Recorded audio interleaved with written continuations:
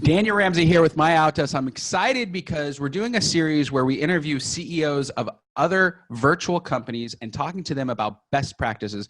As you know, we've been in the business for 12 years, helping people scale and grow their business. Now, today we've got Liam Martin, the CEO of Time Doctor. Now, what's interesting about him is that he serves all of the virtual assistant companies out there in the entire marketplace. And we're so blessed and thankful that you can join us today. Liam, thanks for being here, man. Thanks for having me, Daniel. We're going to talk about scaling virtual teams today. You have done that.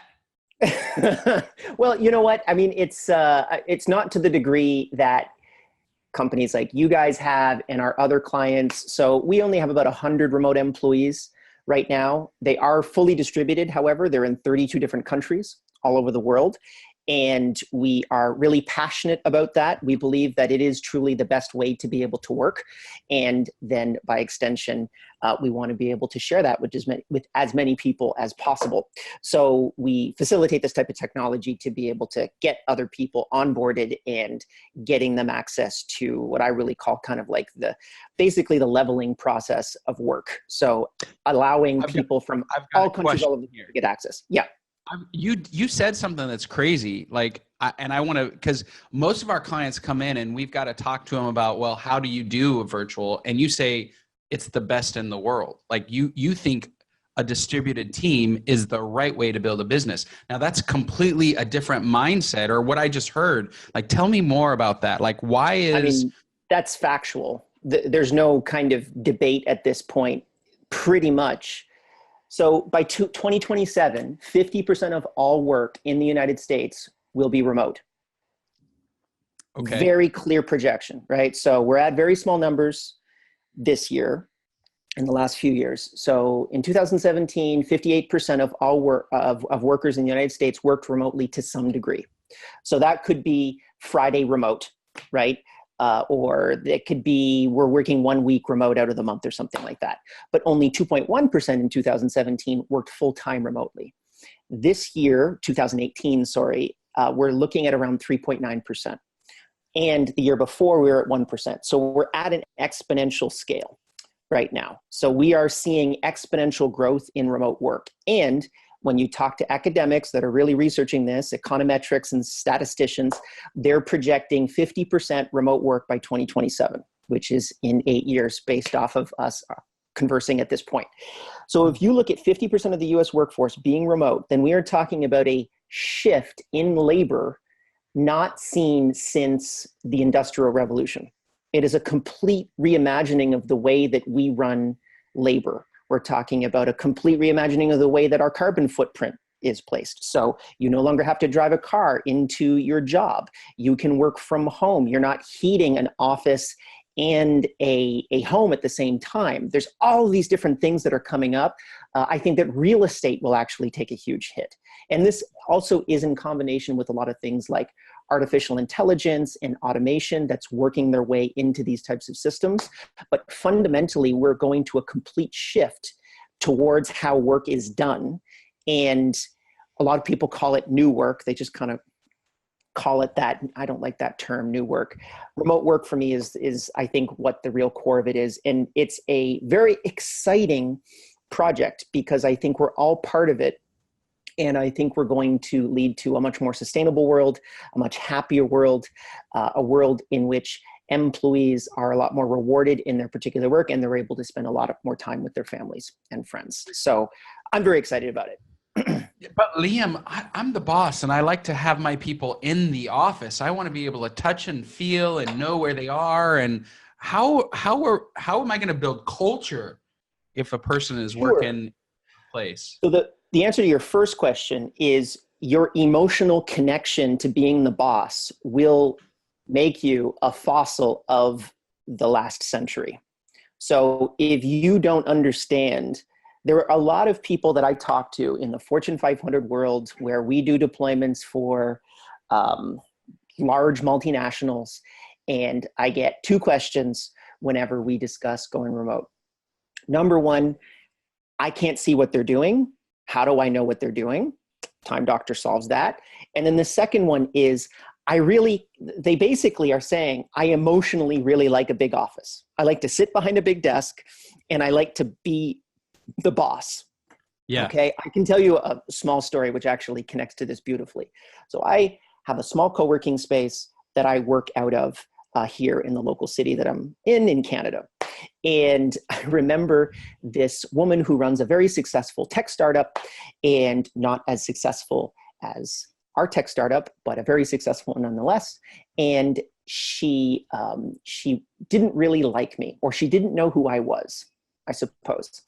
I would kind of call her probably your stereotypical nasty person in a co-working space that there will always be one. And she came up and was talking to her co-founder, and she said, man, we need to talk to some of the bigger companies, to bigger tech startups in the local area. Like, we've got Shopify, we've got staff.com, we've got Time Doctor. And then the co-founder, who was very nice, he said, you mean Liam's company? Like this guy right here. And I'm just looked up, and, she never really recognized that I could be running a company with hundreds of employees all over the world, because I've always just been this quiet little guy tapping on my computer in this co-working space. That's the future. And the conceptualization that you need that big office, I think if you hold on to that, it will actually be one of the most biggest faults inside of your P&L month over month. You are going to be bleeding cash if you don't go the remote model, because it is on average, and don't take my word for it, most of the large-scale studies will prove this, the average is working out about 20% more efficient regardless of the wages. So you pay exactly the same wages, you save 20% with the remote work agreement, and more importantly, retention is 30% higher, which actually is the bigger part of this pie. So every time that we replace someone inside of the company, it costs us $46,000. Recruitment, HR, building that entire process, being able to hire, do a short list of 200 candidates, boil down to one single candidate. We need to train that person. We need to make sure that the right decision costs us a lot of money. So every time that we save someone from quitting, that's more dollars in our pocket. And remote work is the biggest leveler towards reducing that problem inside of a business. So there are these two huge variables. I mean, right now, when we look at all of the largest, at least tech companies that have popped up over the last 5 years, almost all of them are remote when you're looking at it now. And they sometimes will not declare themselves completely as remote. Envision is a company that's 4 years old, billion-dollar company, all remote, 700 employees. WordPress, completely remote company, 3,000 employees. WordPress, what runs 1/3 of the internet, completely remote. They were actually in office on premise, and they got rid of all of their offices, and they just went completely remote because they realized it was a stupid model. Just even recently, Shopify has shut down the majority of their offices, and they're almost entirely remote at this point. I believe 10% of their labor is inside of an office. So these models work. They are very successful. They will continue to work. And I think that it's just, you're going to be left behind if you're not part of this particular movement.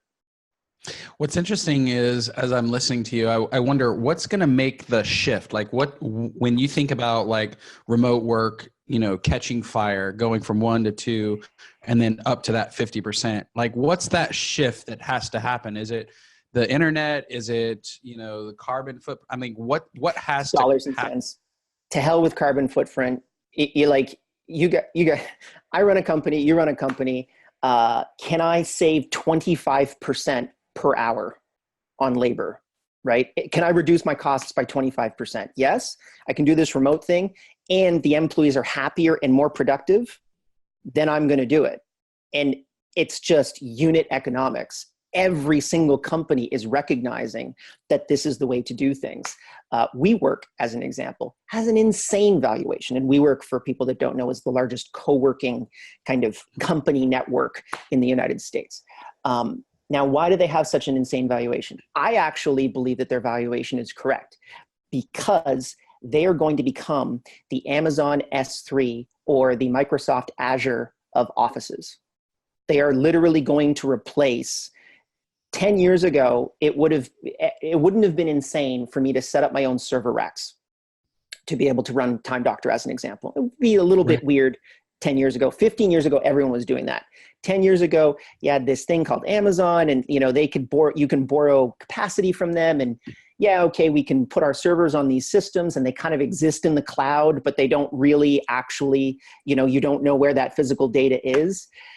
Today, no one does that. Everything runs on the cloud. You'd be laughed out of any venture capitalist meeting if you said you're going to build your own server racks, because that's going to cost you hundreds of millions of dollars to literally run a website efficiently all over planet Earth. So I think the same thing is going to happen for offices. And I think that these co-working networks are the ones that are really going to be leading the way, where you'll be able to have the vast majority of office space not owned or leased by the corporation that those employees are in. They're going to be basically run by companies. And then me as an employer, I can put my 100 people into, let's say, 50 floating spots all over planet Earth, because I'm never going to consume all those 50 spots in one particular place. My costs are going to go down by half in comparison to a regular lease, and WeWork or whoever it is going to take their margin.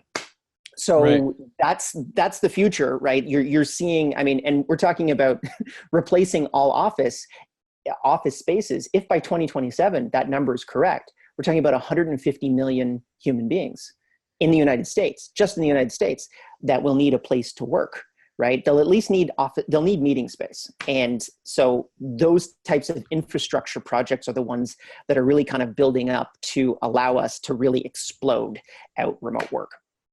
What's interesting is, as you make the point, let's say somebody decides that you're right and they're going to change their entire model. They're going to jump into the remote, or what we call it a blended model, where some of your folks are in-house and some of your folks are virtual, right? Yep. That's kind of our big push, because we deal with a lot of companies that are licensed and insured, and like where the salesperson has to have a license and there's some kind of service-based happening, right? And so we believe the salespeople are physically in the office or physically with the clients. You're never going to beat out HIPAA compliance. You're never going to beat out any of those types of like strict requirements, right? Yeah. Right. And you just have, and that's just how it is. But everything else can be outsourced basically, or virtual in your world. If I believe that, what are the tools that really, really kind of matter to make somebody successful as an organization, as I'm making that transition? Because it's a big transition and it can't happen overnight. It's got to, you've got to phase it in over a couple of years, and then, understand that, not everybody's going to jump in all at once and all that kind of stuff. So how would you make that transition? So one of the companies that we have worked with in the past is called GitHub, and they're basically a large development repository company. They just got bought by Microsoft for $7.5 billion, completely remote. Right. And they originally were an on-premise company, which is what remote first companies call office companies, right? And you have co-located model, all that kind of stuff. So they were on-premise, and they actually did a really in-depth talk for the conference that we run called Running Remote, on how to take those on-premise employees and make them remote. And their biggest findings that they gained from moving, at that point, I think it was 800 or 900 people, and they're at a couple thousand at this point, was the biggest thing that they need to be able to overcome is communication. So communication connects to culture, connects to the ability to understand your KPIs, all of those different variables. It just all kind of ties back to communication. So they used Slack.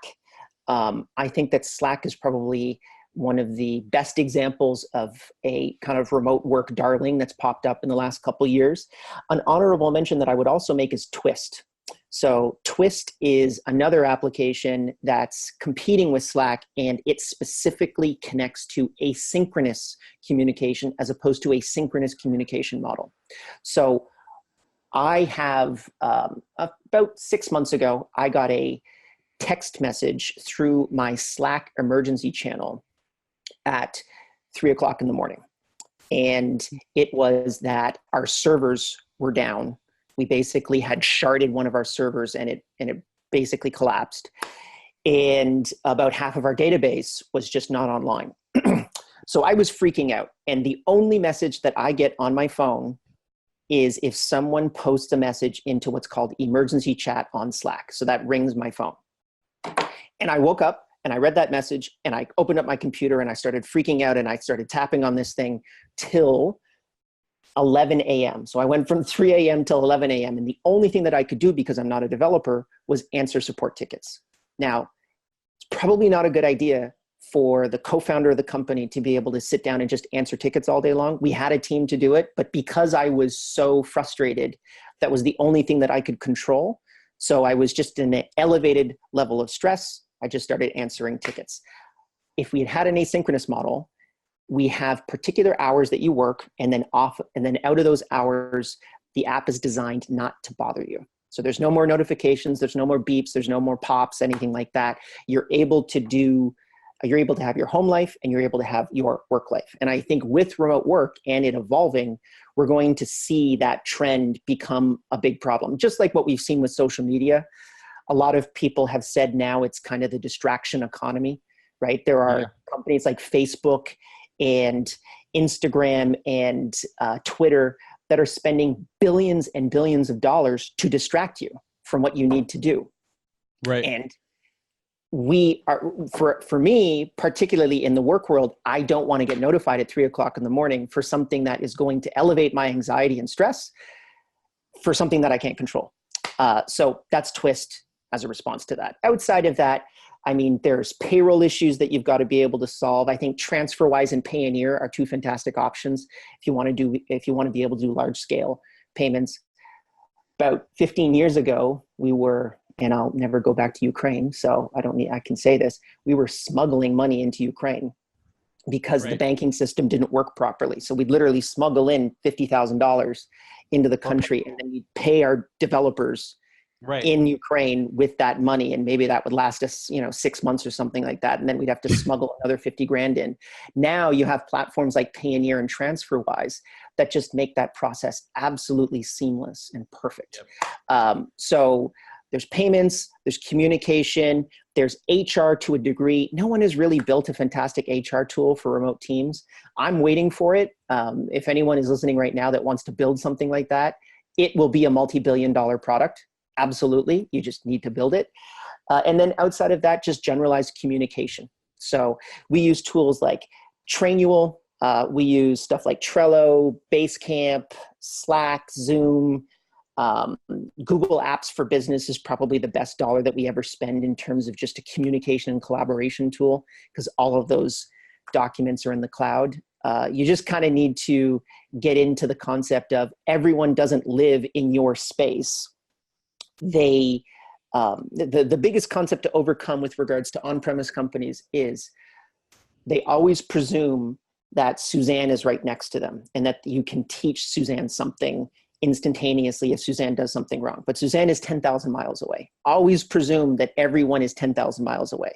So you need to take everything that you've got, document it, process it, systematize it, digitize it, and then be able to communicate that to other team members inside of your organization. And all of those tools help to be able to do that. What's interesting, I think another concern that our clients have a lot is, well, how will I know if they're hitting the goals that I set? And I think that raises a challenge, right? So when you're a small to medium-sized business, you've got to move quickly, and KPIs change, deliverables change, outcomes change. And so there's some comfort in having somebody right there in your office. Absolutely.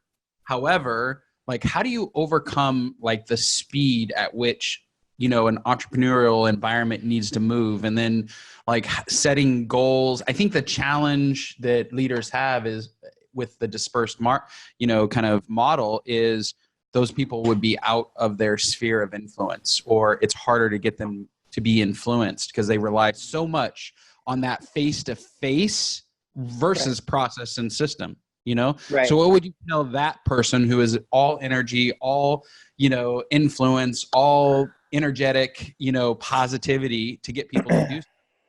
I would tell you, I really commend your energy and it's super exciting and inspiring, but you're totally going to screw up your business if you don't systematize everything inside of that business and start to not work in it, but on it.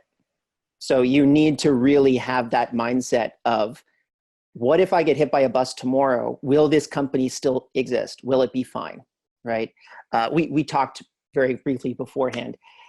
I've done like 300 and something podcasts over the last 5 months. Yep. I'm basically just a schlub that sits in meetings and just makes sure that everyone is doing their job. I manage managers at this point. Right. At the beginning of the business, that wasn't the way it was. But now I'm managing managers. So all I'm doing is I'm acting as a coach to be able to work with them to say, what innovations can you develop, and how can I help you develop those types of innovations so that you can help your team? Right. And I mean, that really, it's not the most exciting job in the world. To be honest with you, I actually went through about 2 to 3 years in the business where I've talked to my business coach and my therapist about this. I wanted to do these small jobs. I wanted to be on the front line because I felt guilty about being the person that comes into the room and says, Daniel, you do this. Suzanne, you do this. John, you do this. I'm going to sit in this chair and not do anything. But that is a job, and that's a really important job. And I needed to be able to accept that, which was moving from an entrepreneur to an executive. And they're two different things, right? Entrepreneur is like energy, move it. I'm going to take nothing and I'm going to turn it into something.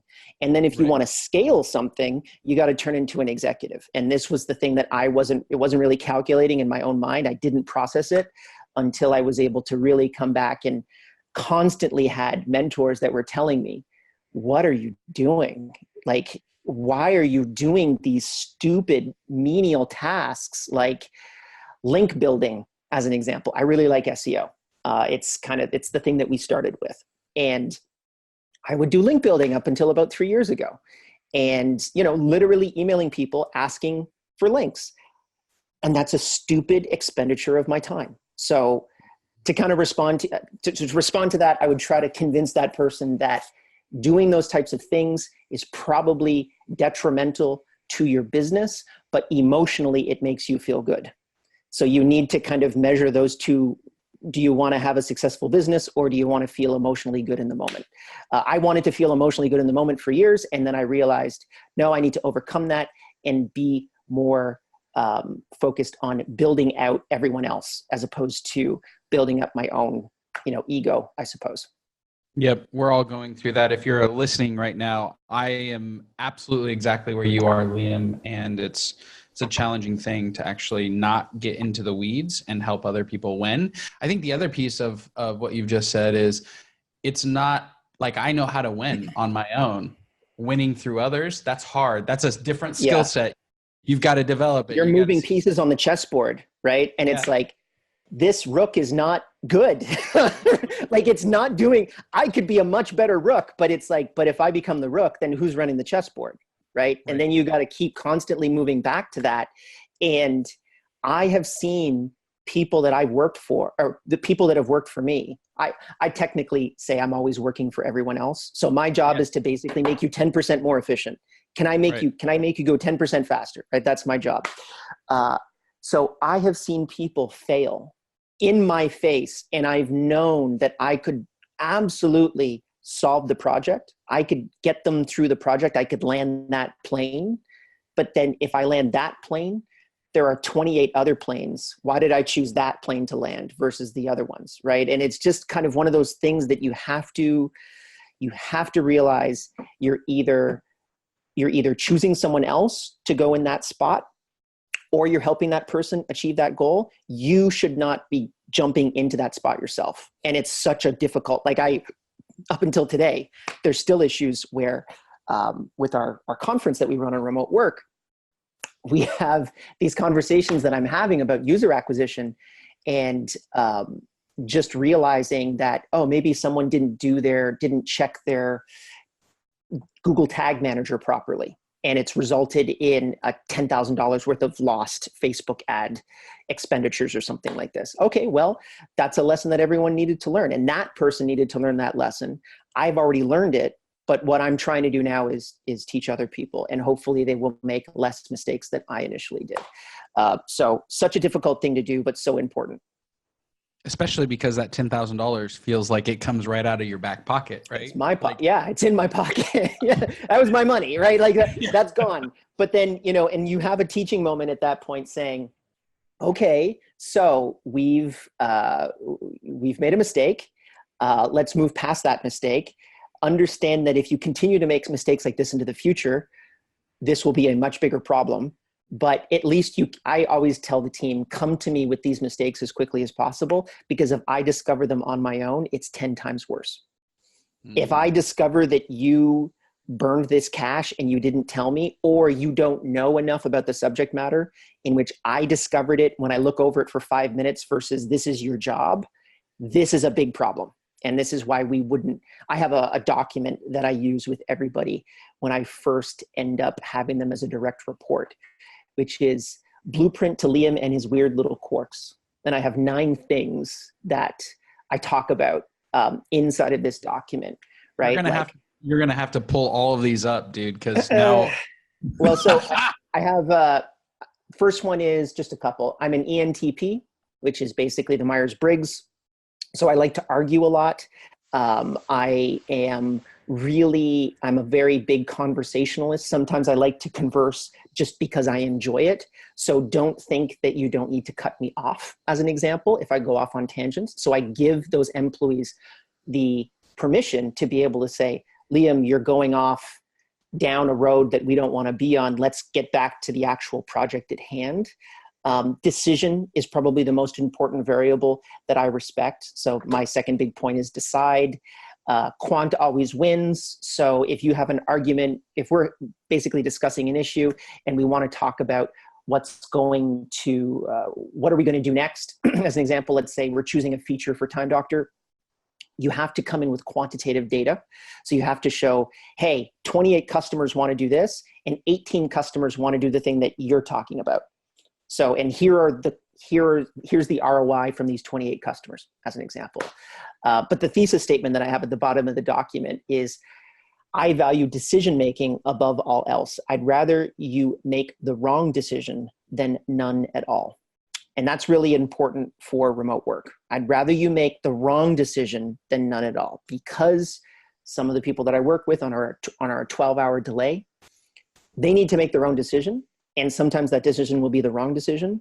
But if they don't make a decision, that's even worse than making the wrong one, because then they're just frozen and they don't feel like they have any ownership. So the 10 grand that you lose, you can't create a really negative environment for failure. You need to be able to say, man, that sucked.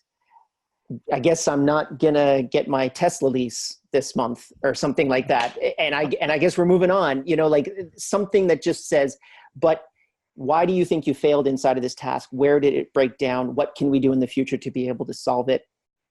Thank you for doing these. I still think you're doing a great job. Let's keep going. That's what you really want to communicate. Right. And also correct the behavior, because typically it's some habit or behavior that needs to be upgraded in order for that mistake not to, it's usually not a skill. Sometimes it is a skill or an understanding, but I find, it's usually a habit or behavior that is missing or that needs to get upgraded. My HR manager has told me that my recruitment or HR and recruitment manager has told me, I am a good leader, but I'm not a very good manager. So that's normal right now. Yeah. So, and that's very entrepreneurial, right? Yep. I don't care about the details. Don't tell me how this little thing works. Just get it done and let's move on to the next stage in this process.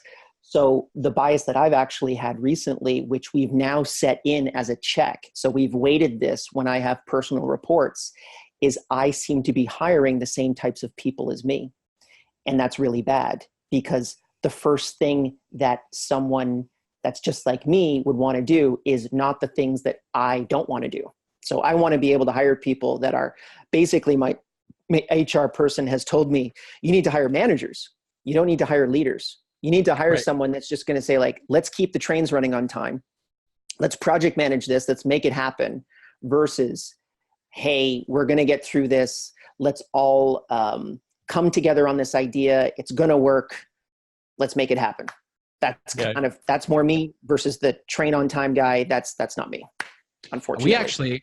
We actually at MyOutDesk, we have basically a document that outlines the different roles. So owners allocate capital, right? And leadership set standards and create bets. So they're looking for strategy and they're making bets on where the world's going, right?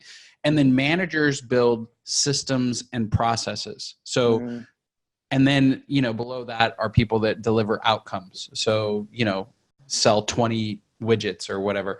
But we're very clear about that distinction because we've hired so many people, and entrepreneurs have to sometimes sit in multiple seats in their organization, and they don't understand why somebody who is an individual contributor who's responsible for an outcome needs a manager, because they're always up in the leadership part, and they're like, but I don't want to build systems and processes. Well, do you have a manager? Yes or no? No. Then you're building system and process. And sorry, dude, you got to do that, because that's what a successful business does.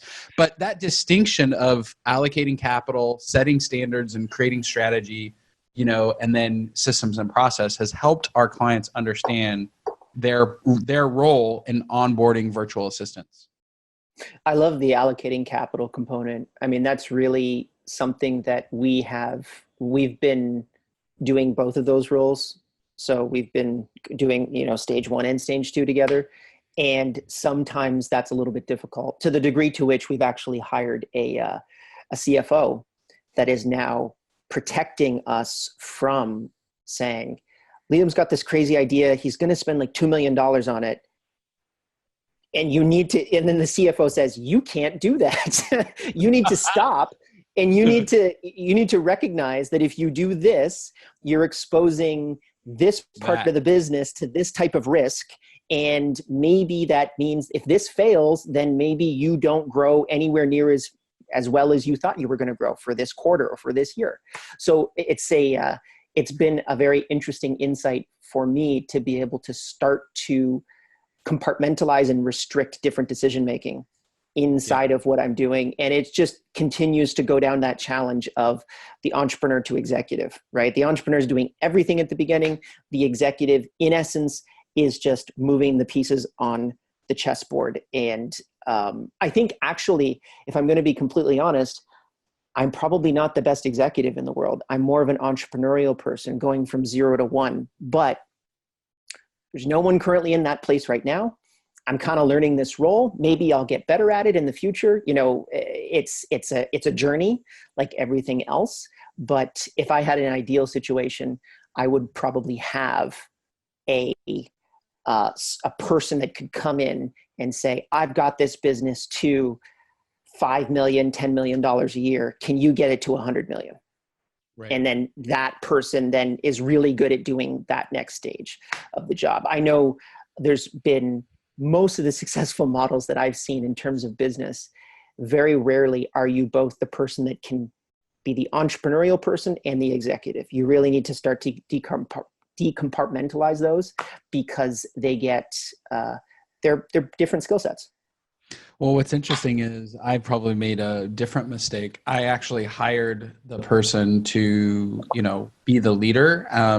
But I didn't have all the systems and processes in place, and I didn't have really that understanding of setting standards, right? Mm-hmm. And so I think one of our big challenges, you and I, as you're scaling a business, whether you're going from that 1 million to 10 million, we call it the valley of death, right? So the first valley is 0 to 1 million. And our clients, tell us, well, I couldn't have afforded to hire 3 in-house people at $70,000 each, but I could hire 3 virtual assistants. So that helped us get through the first valley. So now we've got $1 million in revenue. The next valley, that 1 to 10 million, oh my goodness, systems and processes, leverage. I mean, there's no real rule book about how to do it. And all the books out there are written by academics who haven't actually built businesses. So they pretend that they know the formula by interviewing 20 people. And you're like, no, you don't, right. you don't know the real formula. You never have. There's a a new rule of SaaS, which is software as a service, which is basically Right. what Time Doctor What you does. guys And do. Right. what we do. And it's called the 1-3-2s. So if you want to build a $100 million business, your first year, you should be doing $1 million. Your third year, you should triple business to $3 million. And it's important to say triple, because if you're doing 1.5, you should be tripling that number as well. And then after that year, you should be doubling again. So theoretically, 1, 3, 6, and that gets you on a $100 million trajectory. And there was a couple VCs that have basically just realized we see this pattern, and if we see this pattern in the first 3 years, we throw money at the problem because we want a piece of it. And to the degree to which I had a dinner with a friend of mine last week, and he said, well, we've only done about $500,000 on the first year of starting the business. So I'm shutting it down and I'm starting something else. And I was like, can I have it? Because I was like, that's because he's only got this mindset of I've got to stay focused on that particular problem. And it rolls back to your academic argument of they don't know what they're talking about.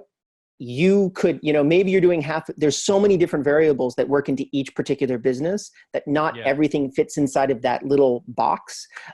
That's a good model to work from, but just because you're doing $500,000 versus $1 million, I mean, even if you fall flat on your face, maybe that projects out to a $50 million a year business, which is a pretty good business to be able to have. So I think you're right. It's just, you need to kind of almost at the beginning, it's all gut. And then as you move out and you have bigger and better numbers and you can basically project your quarter and your year, then you can use more of that academic mindset to solve all your problems. When you think back to Time Doctor as $1 million business, and you went through that first valley, what were some of the things that you instituted to go from the million to get through the almost entirely the same things that you were talking about. So process documentation was absolutely critical. Being able to replicate funnels. So right now, Time Doctor is 60% referrals. Yep. So if we look at 100 new customers that come in, 60 of them come in from referrals. So we are a product-based marketing team, right? So we basically have this piece of software. You use the software. If you get value from the software, you tell other people. And we kind of find these people. So how do you scale that type of process? And how do you just scale it reliably? Well, we do something like whenever we enter a city of more than 1 million people, we'll do a meetup. And we'll usually have 10 customers that will be in that particular city. And we just say, bring a friend.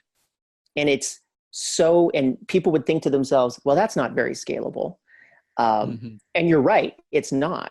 But those hot referrals, every single time I have a meeting and I spend $200 on drinks for people, I end up generating 20, 40, 50,000 in ARR from those meetings. And so what we've realized is, well, yeah, Liam's doing a couple of these and it looks like the ROI is pretty good. Could we try it if Liam doesn't do it? Maybe if it's just one of our senior developers or someone from customer support or someone else. And we've realized that model also works too. So we're actually doing a 486 city rollout next year.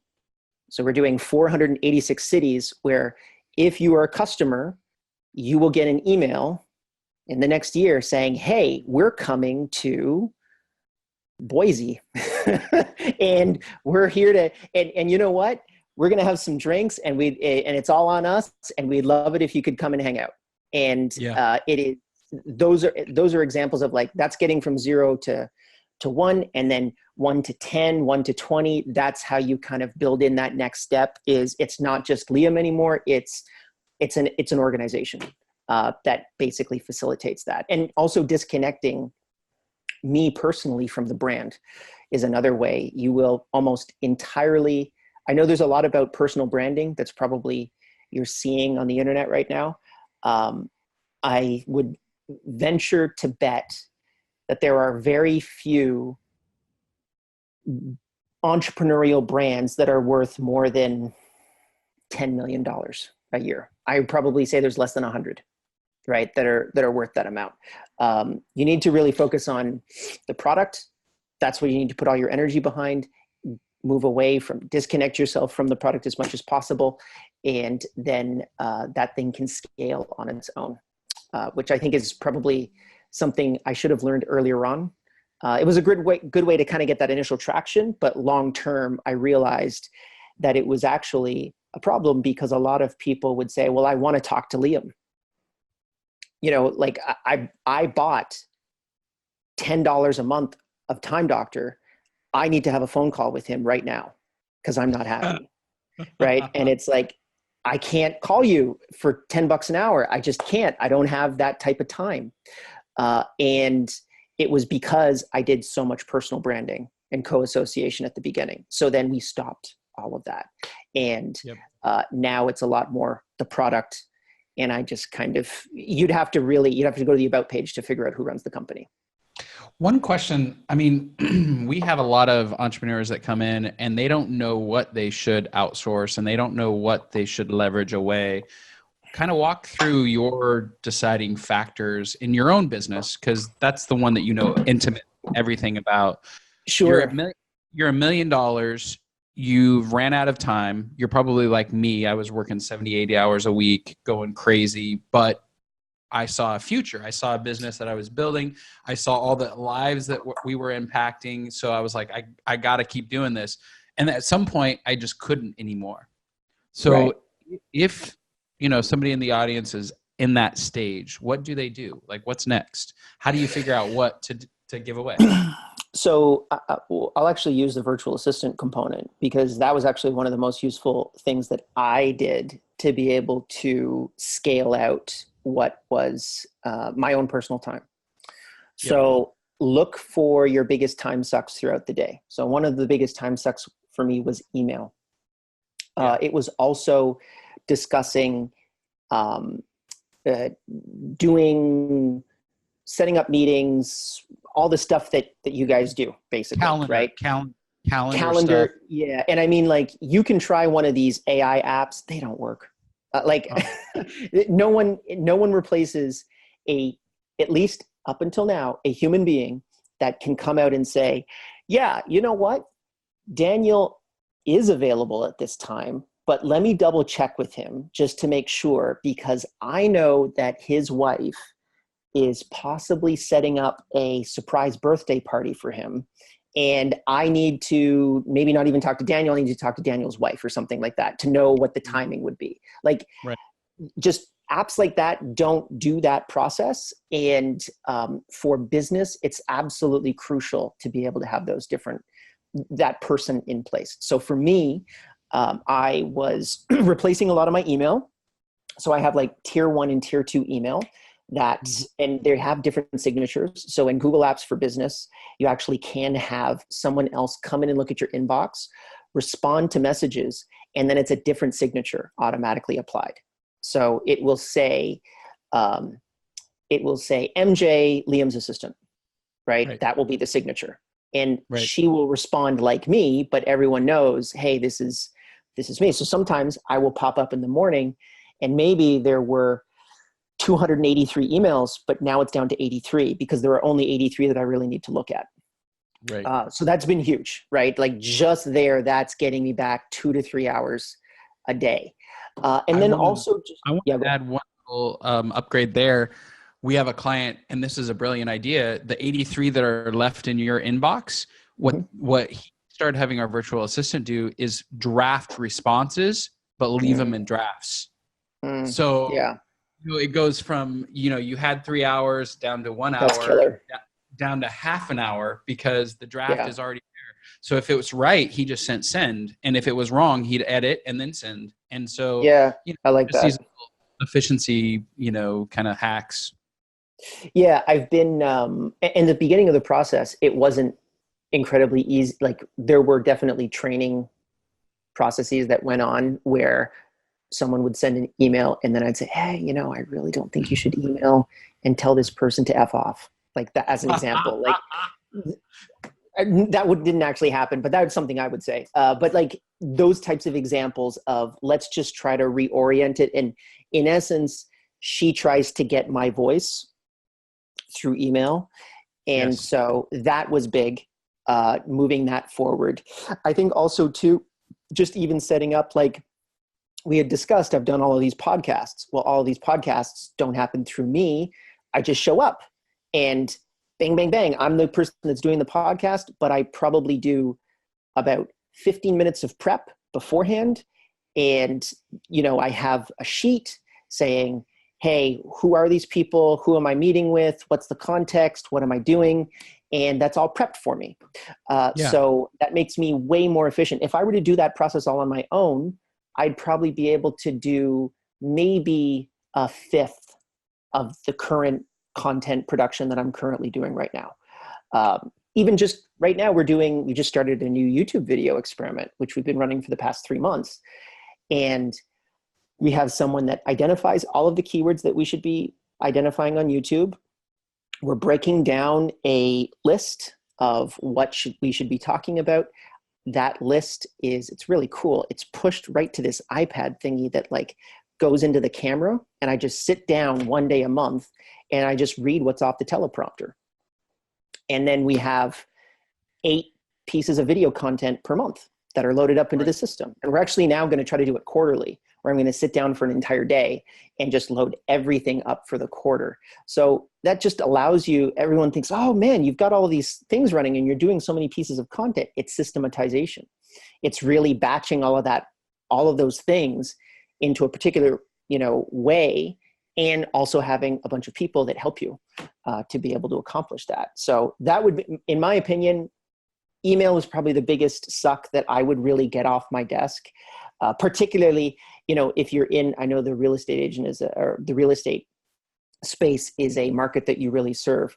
I have been doing some recent searching for real estate, and I have been blown away at the lack of response rate. Yeah. I would like to take a look at your house. 8 days later, I get an email back. Yeah. There should be a virtual assistant within an hour responding to me saying, here's when we can set up a booking time. And that booking time should push automatically into that real estate agent's phone so that they know, hey, I have another showing at XYZ time. Right. That is just going to completely blow all of your other competition out of the water, because no one's really doing it at that level right now. At least in my personal experience, I've found that space to be pretty inefficient, which is surprising. I thought that they would really want to go after a $2 to $3 million lead, but they don't, which is confusing to me. Well, we're in that world, right? And one of the big I don't want to shit on real estate agents either. Like I'm sure that they're all nice people, but so far it's been very difficult to even get one on the phone to say, I would like to go and see this property on Saturday at 4 p.m. That's the email that I'm writing, and I just don't get a response. I mean, anytime you do that, you're throwing money out the window. Yeah, I agree. What's even crazier? So there's 28 million businesses in the US, and 96% of them are under $1 million. Of that, 60% of them show no income or they lose money according to the IRS. So what you're talking about,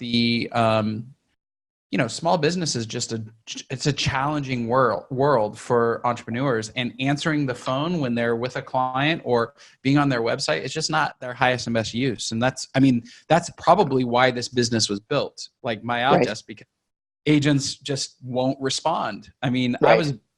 I was looking at a building, a commercial building, and I went and saw it, and it was for lease, and I wanted to buy it. And the guy says, okay, well, just check it out. 6 weeks later, it goes on the market. He never called me before it went on the market, yet he could have double-ended a really, a multi-million-dollar commercial play. Wow.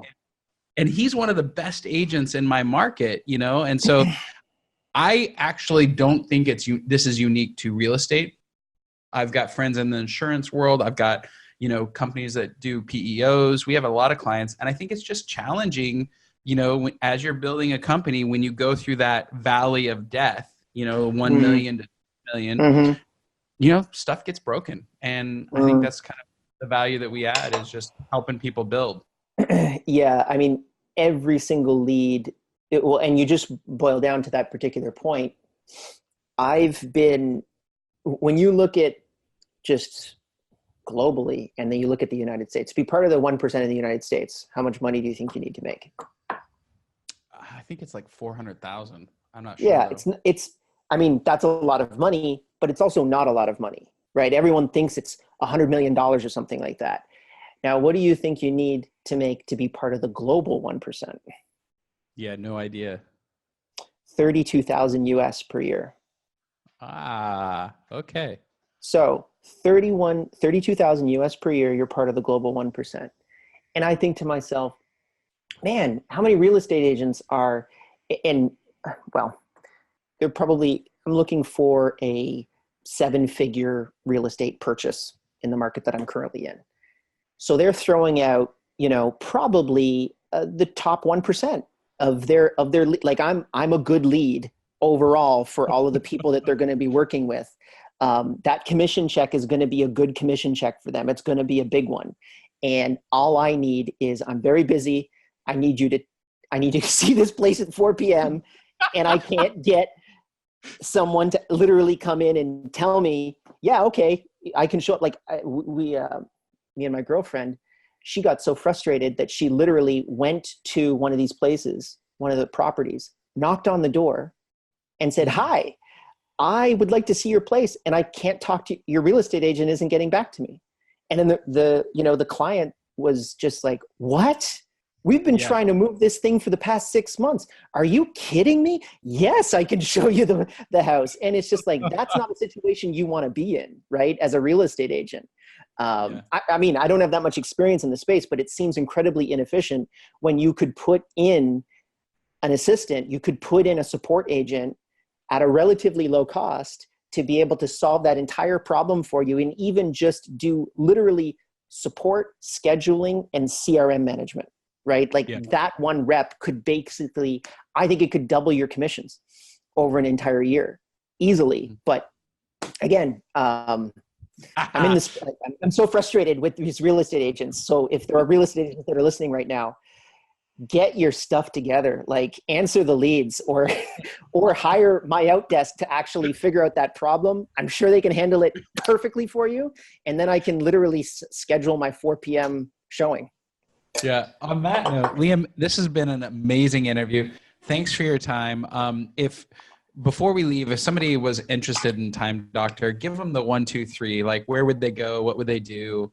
Go to timedoctor.com. Go to the website. You can sign up for a 14-day trial. You will actually have a human being that can contact you within 5 minutes. Literally, our response time is 4 minutes and 42 seconds on average. So nice. We have fantastic customer support, and you can try out a 14-day trial of Time Doctor right there.